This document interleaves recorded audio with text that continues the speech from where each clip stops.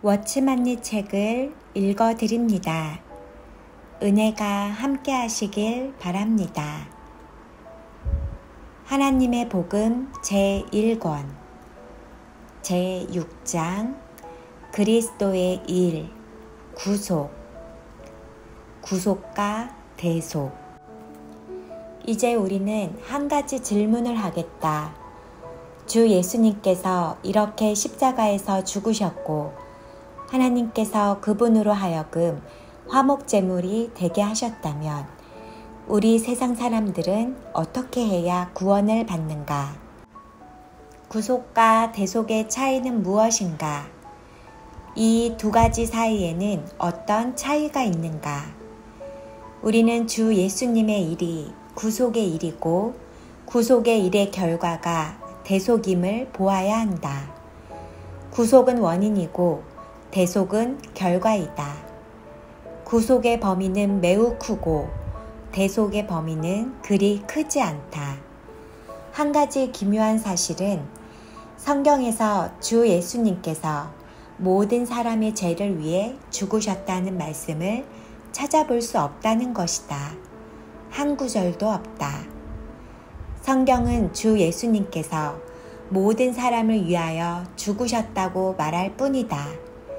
그분의 구속의 일은 하나님의 공의의 요구를 만족시키기 위한 것이다. 주 예수님께서 십자가에서 죄를 속량하셨을 때 이 구속의 일은 사람과 무관했었다.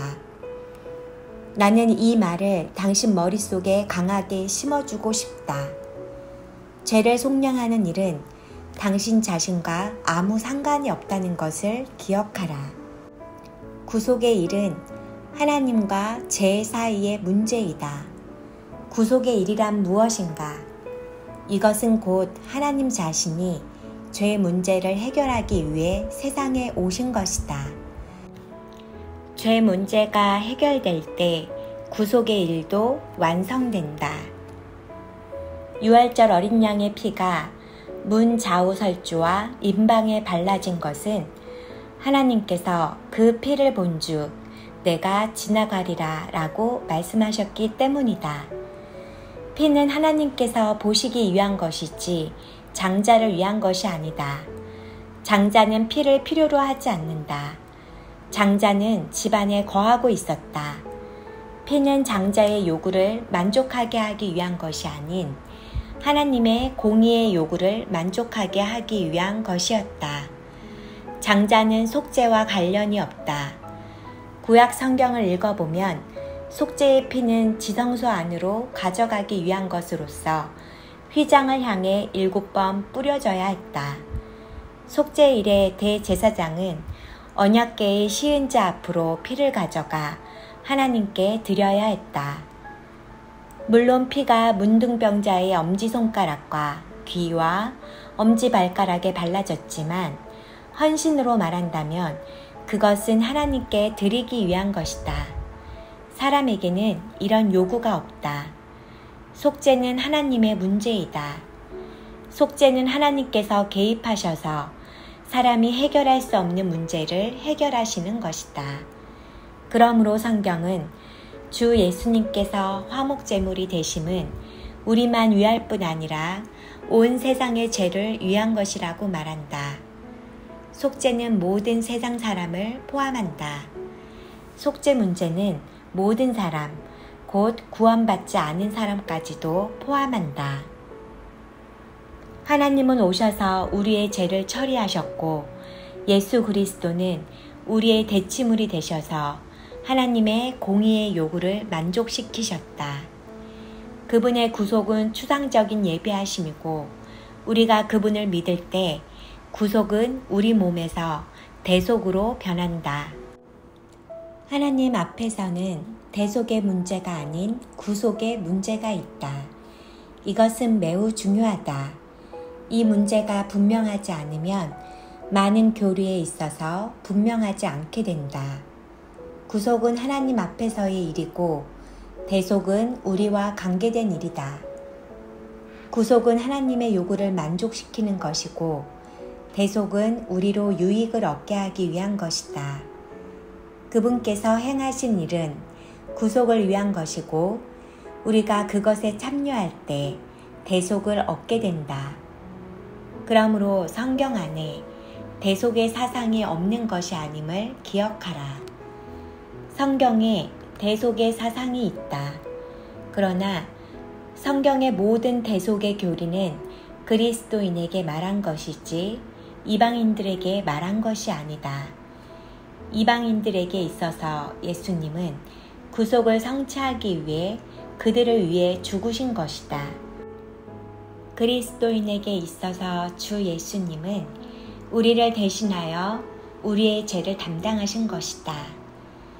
조금 전에 우리가 읽은 이사야 53장은 그가 찔림은 우리의 허물을 인함이요 그가 상함은 우리의 죄악을 인함이라. 그가 징계를 받음으로 우리가 평화를 누리고 그가 채찍에 맞음으로 우리가 나음을 입었도다 라고 말한다. 여기서 말하는 대상은 너희가 아닌 우리임을 보라. 그분께서 우리의 죄를 위해 고통을 담당하셨기 때문에 우리의 죄가 용서받았다. 우리를 위한 것이지 온 세상 사람을 위한 것이 아니다. 베드로는 이사야 53장을 인용할 때 그분께서 친히 나무에 달려 우리의 죄를 담당하셨다고 말했다. 여기서 언급한 것은 너희가 아닌 우리이다. 그러므로 복음을 전할 때 이 한 가지를 유념해야 한다. 우리는 성경을 따르는 편이 낫다. 성경에는 죄인에 대하여 예수님께서 그들의 죄를 위해 죽으셨다고 말씀한 구절이 없다. 예수님께서 그들을 위해 죽으셨고 그들을 대신해 죽으셨다고 말하는 성경 말씀은 있어도 예수님께서 그들의 죄를 위해 죽으셨다는 말씀은 없다. 예수님께서 그들을 위해 죽으셨다고 말하는 것은 사실이지만 그렇다고 해서 그들의 죄가 해결되는 것은 아니다. 모든 죄의 문제가 하나님 앞에서 처리되었지만 만일 우리가 그 사실 안으로 들어가지 않는다면 우리의 죄는 처리되지 않고 우리에게는 예수님의 대속의 분깃이 없다. 예수 그리스도를 영접할 때 우리의 죄의 문제가 해결되었는데 이것이 바로 대속이다. 그렇지 않으면 대속이라는 것이 없다. 바꾸어 말해서 구속은 이미 성취되었지만 구원은 아직 이루어지지 않았다는 것이다. 내가 만일 당신에게 당신은 언제 구속함을 얻었느냐고 묻는다 하자. 당신은 2000년 전이라고 답변해야 한다. 그러나 만일 내가 당신에게 언제 구원받았느냐고 묻는다면 당신은 주 1930년 몇 월 며칠에 구원받았다고 말해야 합당하다. 구속은 오래전에 발생했고 구원은 현재의 일이다. 구속은 그리스도께서 성취하신 것이고 구원은 우리 몸에서 이루어진 것이다. 당신이 구속을 받은 것은 2000년 전의 일이나 구원받은 것은 몇 년 전의 일일 것이다. 나는 이것을 어떻게 말해야 할지 모르지만 내 안에서는 이에 대해 매우 분명하다. 하나님의 구속의 일은 그분 자신의 일이고 그분 자신을 만족하게 하기 위한 것으로 우리와 아무 상관이 없다. 이것은 전적으로 하나님 앞의 일이요. 하나님 자신이 그분께서 하시고자 한 일을 하신 것일 뿐이다. 당신이 하나님께서 이미 이루신 것을 믿고 영접할 때 이 대속을 얻게 되는 것이다. 한 가지 비유를 들겠다. 푸둥에서 푸시로 가는 도중에 돈을 받지 않는 라이이 나루터가 있다. 가령 내가 이 지방에서 여러 번 강도짓을 하고 도둑질을 하던 강도였는데 지금은 회심했다 하자. 만일 내가 전에 남의 물건을 훔치고 도둑질한 일을 깨끗이 처리하고 싶다면 나는 어떻게 해야 하는가? 나는 그것들을 갚으려고 하지만 어디에다 갚을지를 모른다. 왜냐하면 내가 훔쳤던 그 집의 사람들이 이미 거기에 살고 있지 않기 때문이다. 그러면 나는 어떻게 해야 하는가? 의를 위하여 훔친 것들을 되돌려주는 방편으로 강을 건너고자 하는 사람들을 삭슬받지 않고 배를 태워줄 수 있다. 이렇게 함으로써 훔쳤던 돈을 되돌려주고 나의 불의의 문제를 해결하는 것이다. 이것은 나에게 있어서는 불의의 문제를 해결하는 것이지만 다른 이들에게 있어서는 대속이다. 하나님은 제 문제를 처리하기 위하여 자신의 거룩함의 문제를 해결하기 위하여 자신의 공의를 해결하기 위하여 주 예수님으로 하여금 죄를 속량하게 하셨다. 만일 우리가 이것을 믿고 그 안으로 들어간다면 주 예수님은 우리의 죄를 담당하시게 된다. 그러므로 신약에서 당신은 그리스도께서도 한 번 죄를 위하여 죽으사 의인으로서 불의한 자를 대신하였으니 라는 말씀을 본다. 그분은 친히 나무에 달려 우리의 죄를 담당하셨다. 이것은 우리를 위한 것이다. 주님은 팔리시던 날 밤에 잔을 가지사 축사하시고 제자들에게 주시며 이것은 죄 사함을 얻게 하려고 많은 사람을 위하여 흘리는 바 나의 피 곧 언약의 피니라 라고 말씀하셨다. 여기에서는 모든 사람이라고 하지 않고 많은 사람이라고 했다. 장래 여러분은 아무도 셀 수 없는 큰 무리가 종려 가지를 들고 있는 것을 보게 되는데 이들은 곧 피로 씻음 받은 사람들이다. 하나님께서 우리로 대속을 얻게 하려고 그분 자신을 위하여 구속의 일을 이루심을 인해 그분께 감사드린다. 우리는 다른 할 말이 없고 오직 그분께 감사드리고 그분을 찬양할 수밖에 없다. 질문과 답변. 질문. 요한일서 2장 2절을 어떻게 해석하십니까? 답변. 이 구절에서 언급된 죄라는 단어가 원문에는 없다. 만일 번역된 성경대로 본다면 그분은 우리의 죄를 위한 화목제물이 되셨고 우리의 죄만 위할 뿐 아니요 온 세상의 죄도 위하는 것이 되는데 이 말이 사실이라면 주 예수님께서 모든 사람의 죄를 위한 화목제물이 되셨기 때문에 온 세상 사람들은 이미 다 구원을 받은 것이다. 헬라어에서는 이렇게 되어 있다. 저는 우리 죄를 위한 화목제물이니 우리만 위할 뿐 아니요 온 세상을 위하심이니. 신약을 읽는 사람이 주 예수님의 구속과 대속의 문제를 깨닫기 위해서는 첫째로 우리와 우리의 죄, 죄인과 죄인의 죄를 구분할 줄 알아야 한다. 둘째로 모든 사람과 많은 사람을 구분할 줄 알아야 하며 셋째로는 죄와 죄들의 구분을 주의해야 한다. 우리와 우리의 죄, 모든 사람과 많은 사람, 죄와 죄들은 서로 각각 다르고 차이가 있다. 성경에서는 여러 차례 우리에게 주 예수님께서 모든 사람을 위해 죽으셨다고 말했다. 그러나 한 번도 주 예수님께서 우리의 죄를 위해 죽으셨다고 말한 적은 없다. 고린도후서 5장 14절은 한 사람이 모든 사람을 위하여 죽으심으로 모든 사람이 죽었다고 말한다. 바울은 결코 한 사람이 모든 사람의 죄를 위해 죽으심으로 모든 사람이 죽었다고 말하지 않았다.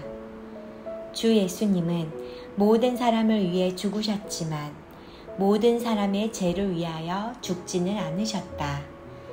만약 주 예수님께서 모든 사람의 죄를 위하여 죽으셨다면 당신이 그분을 믿든 안 믿든 구원을 받을 수 있다.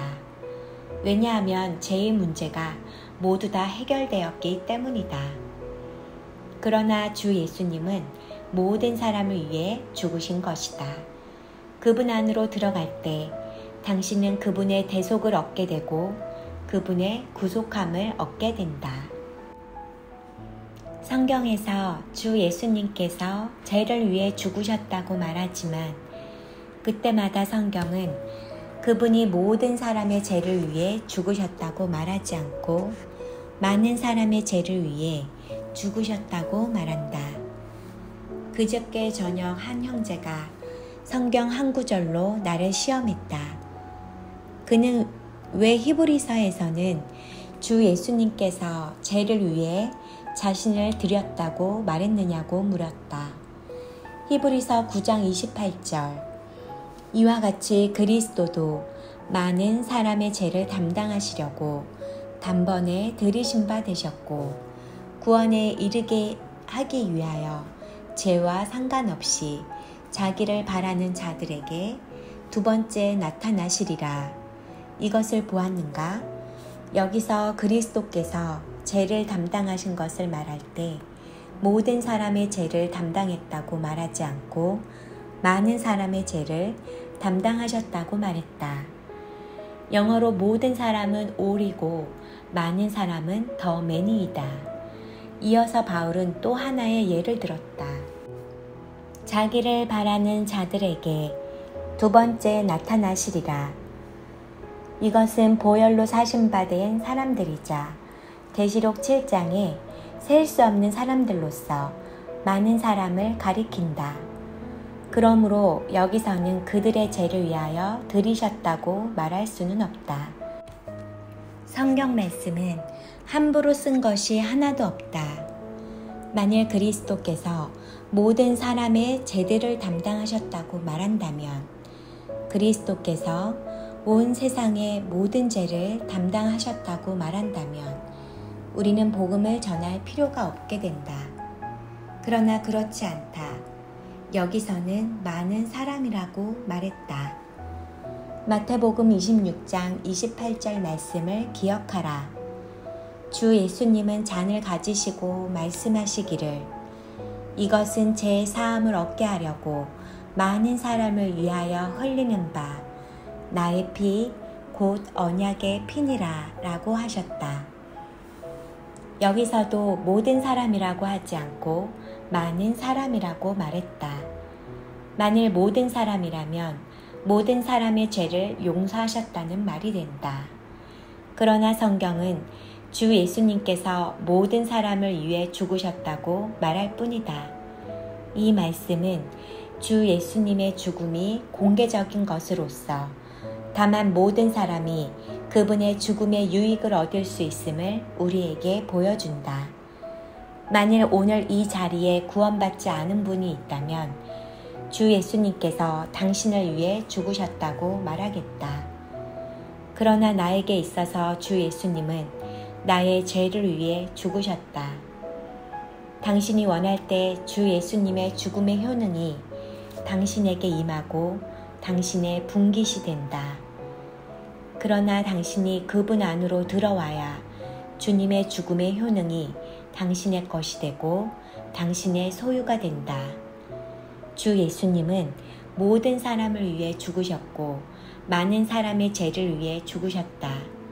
우리는 이 두 가지의 차이점을 주의해야 한다. 또 두 구절을 읽어보기로 하자.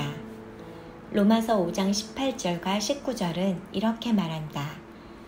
그런즉 한 번의 범죄로 모든 사람이 정죄에 이른 것 같이 의의 한 행동으로 말미암아 모든 사람이 의롭다 하심을 받아 생명에 이르렀느니라.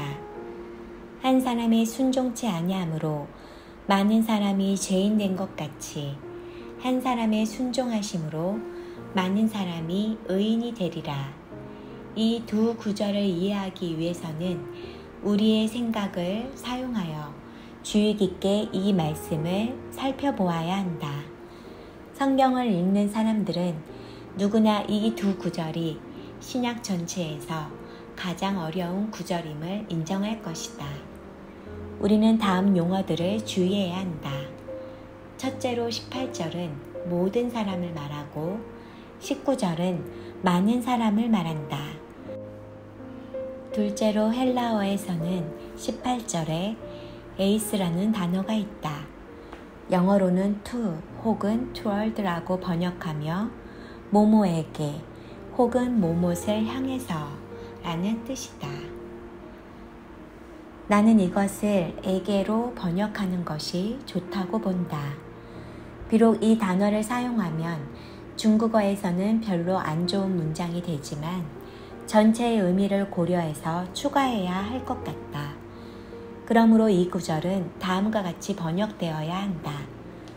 한 번의 범죄로 모든 사람에게 정죄가 이른 것 같이 의의 한 행동으로 말미암아 모든 사람에게 의롭다 하심을 입어 생명에 이르렀느니라. 이제 여기서 잠시 시간을 들여 주의를 기울여 보기로 하자. 18절은 한 번을 말하고 19절은 한 사람을 말한다. 한 번의 범죄는 아담의 범죄를 가리켜 말한다. 아담이 지은 한 번의 범죄로 모든 사람에게 정죄가 이르게 되었다. 이것을 보았는가? 한 번으로 족하다. 이것은 마치 사람이 한 번 돈을 벌 때 많은 것을 살 돈이 준비되는 것과 같다. 한 번의 범죄로 모든 사람에게 정죄가 이르렀다. 이와 마찬가지로 한 번의 그리스도의 의로운 행동으로 모든 사람에게 의롭다 하심이 입혀졌고 생명에 이르게 하였다. 그러므로 모모에게를 생략하는 것은 매우 합당하지 않다. 만일 에게라는 말이 없으면 한 번의 그리스도의 의로운 행동으로 모든 사람이 다 의롭다 하심을 얻고 생명을 얻는다는 뜻이 된다. 에게라는 말은 무엇을 의미하는가? 이것은 준비하다라는 뜻이다. 이것은 마치 오늘 정부가 현금 교환을 위해 많은 지폐를 인쇄하여 중앙은행 창고에 미리 준비해 둔 것과 같다. 모든 사람이 현금으로 바꾸려 한다 하더라도 준비된 것이 있기 때문에 문제가 없다. 18절에서 모든 사람이라고 하는 것은 모든 사람이 생명을 얻을 수 있다는 뜻이다. 여기에 아무런 문제가 없다. 그러나 19절은 이와 달리 한 사람의 불순종으로 많은 사람이 죄인 된 것 같이 한 사람의 순종으로 많은 사람이 의롭다 함을 얻었다고 말한다. 여기서는 많은 사람이라고 말했다. 한 사람, 곧 아담의 불순종으로 인해 많은 사람이 죄인이 되었다. 여기서는 모든 사람이 죄인 되었다고 말하지 않았는데 당신은 그 이유를 아는가? 내가 여러분에게 농담 같지만 솔직하게 말하겠다. 6년 전에 내가 처음으로 많은 사람과 모든 사람을 읽어냈을 때 바울에 대해 약간의 염려를 가졌었다. 원문 성경을 찾아보면서 나는 만일 바울이 사용한 단어가 중국어 성경에서 사용한 단어와 같다면 문제가 클 것이라고 생각했다.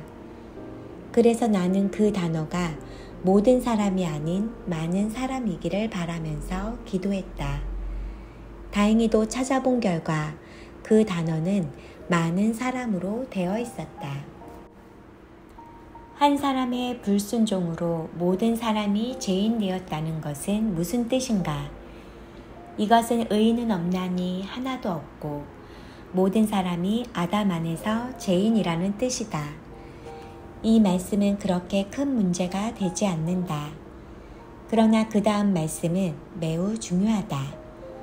한 사람의 순종하심으로 모든 사람이 의인이 되리라는 말씀은 모든 개개인이 다 구원을 받고 의롭다 하심을 입었기 때문에 복음을 전파할 필요가 없다는 뜻이다. 이러한 말 속에는 믿든 믿지 않든 영접하든 영접하지 않든 별 상관이 없다는 의미가 내포되어 있다. 한 사람의 순종하심으로 모든 사람이 구원받았다면 믿지 않는 사람들도 구원을 받은 것이 된다. 그러나 사실은 그렇지 않다. 여기서는 한 사람의 순종하심으로 많은 사람이 의인이 되었다고 말한다. 그러므로 주 예수님의 일로 인해 실제로 얻게 되는 그것은 많은 사람을 위한 것이다. 여기서 여러분은 많은 사람과 모든 사람을 구분해야 한다. 동시에 여러분은 우리와 우리의 죄를 구분해야 한다. 로마서 5장 8절은 우리가 아직 죄인 되었을 때에 그리스도께서 우리를 위하여 죽으셨다고 말한다. 그러나 고린도전서 15장 3절은 그리스도께서 성경대로 우리의 죄를 위하여 죽으셨다고 말한다. 우리를 위한다는 것은 예비이고 우리의 죄를 위한다는 것은 실질적인 것이다. 구원받지 않은 사람도 복음을 전할 수 있지만 그는 다만 하나님께서 그분의 아들을 우리를 위해 죽으시도록 보내셨다고 밖에 말할 수 없다. 이것은 절대적으로 옳다. 그러나 오직 은혜를 입은 사람만이 하나님께서 그분의 아들을 우리의 죄들을 위하여 죽으시도록 보내셨다고 말할 수 있다. 우리와 주 예수님의 관계에는 죄에 있기 때문에 우리는 주 예수님께서 우리의 죄를 위해 죽으셨다고 말할 수 있다. 그분은 친히 나무에 달려 우리의 죄를 담당하셨다. 여기에 분명한 구원이 있다. 죄인에 대하여 당신은 그에게 주 예수님께서 당신을 위하여 죽으셨습니다 라고 말할 수 있을 뿐 주 예수님께서 당신의 죄를 위하여 죽으셨습니다 라고 말할 수 없다. 내가 한 가지 간단한 비유를 들면 여러분은 금방 내 말을 깨달을 것이다. 가령 내가 어떤 사람에게 빚을 지고서 갚을 돈이 없는 것을 알고 심 형제님이 상당한 금액을 상하이 은행에 나의 구좌번호인 51번으로 입금시켰다고 하자. 그러고 나서 내게 아무개 형제님, 내가 당신의 은행 구좌에 얼마의 금액을 입금시켰으니 그것으로 당신의 빚을 갚으십시오 라는 편지를 보냈다 하자. 그는 자신을 희생하면서 나를 위해 돈을 준비하였다. 그렇다고 해서 내 빚이 갚아졌는가? 여러분에게 묻겠다. 지금 내 은행 구좌에 돈이 있기 때문에 빚을 갚을 수 있는 것은 사실이나 아직 빚을 갚은 것은 아니다. 그러나 내가 친히 은행에 가서 돈을 찾아 빚을 갚았을 때 나는 심 형제님이 내 빚을 갚아주었다고 말할 수 있다. 이와 마찬가지로 주 예수님께서 우리를 위하여 죽으신 그 죽음은 그분께서 우리를 위하여 예비하신 것이다. 내가 주 예수님을 영접할 때 그분은 내 죄를 위하여 죽으신 분이 된다. 그러므로 형제여, 당신이 요한일서 2장 2절을 인용할 때에는 반드시 그 번역을 주의해야 한다. 예수 그리스도, 우리 죄를 위한 화목 제물이니 우리만 위할 뿐 아니요 온 세상을 위하심이라. 보라, 그의 사도를 통해 성령께서 사용하신 용어는 얼마나 정확한가. 주 예수님은 우리의 죄를 위하여 죽으셨는데 이것은 우리만 위할 뿐 아니요 온 세상을 위한 것으로서 이 세상 모든 사람으로 하여금 그분의 죽음을 받아들일 수 있게 하려는 것이다. 여러분은 여기에 죄라는 단어를 추가하지 않도록 주의해야 한다. 내가 안타깝게 생각하는 것은 많은 사람들이 하나님의 말씀에 1.1핵이라도 더하거나 덜할 수 없음을 보지 못했다는 것이다. 마지막으로 또 한 가지 주의해야 할 것은 죄와 죄들의 구분이다. 우리는 주 예수님께서 온 세상 사람들의 죄들을 위해 죽으셨다고 말해서는 안 된다. 왜냐하면 죄들은 우리의 모든 죄악과 우리가 받아야 할 형벌이기 때문이다. 만일 주 예수님께서 온 세상 사람들의 죄들을 위해 죽으셨다면 모든 사람의 죄악이 일제히 다 죄에 지게 된다. 그렇게 되면 사람이 믿든 믿지 않든 다 구원을 받게 된다. 그러나 성경은 아주 조심스럽게 단어를 사용하고 있다. 성경은 온 세상의 죄를 위하여 말했을 뿐, 온 세상의 죄들을 위한다고 말하지 않았다. 보라, 세상 죄를 지고 가는 하나님의 어린 양이로다. 여기에 죄는 단수로 되어 있다. 죄는 한 사람으로 말미암아 세상에 들어왔고 또한 한 사람으로 말미암아 세상에서 나갔다. 여기서는 하나님의 아들이 추상적으로 죄를 처리하신 것을 말한다. 객관적으로 말한다면 죄는 추상적으로 아담 한 사람으로 인해 세상에 들어온 것이다. 오늘 주 예수님도 추상적으로 죄를 지시고 죄를 해결하신 것이다. 이것은 그분께서 우리 낱낱의 죄악을 담당하셨다는 말이 아니다. 만일 그분이 우리 낱낱의 죄악을 담당하셨다면 온 세상 사람들이 다 구원받은 것이 된다. 하나님의 말씀은 조금도 틀리지 않고 빈틈이 없음을 인해 하나님께 감사드리며 그분을 찬양하자.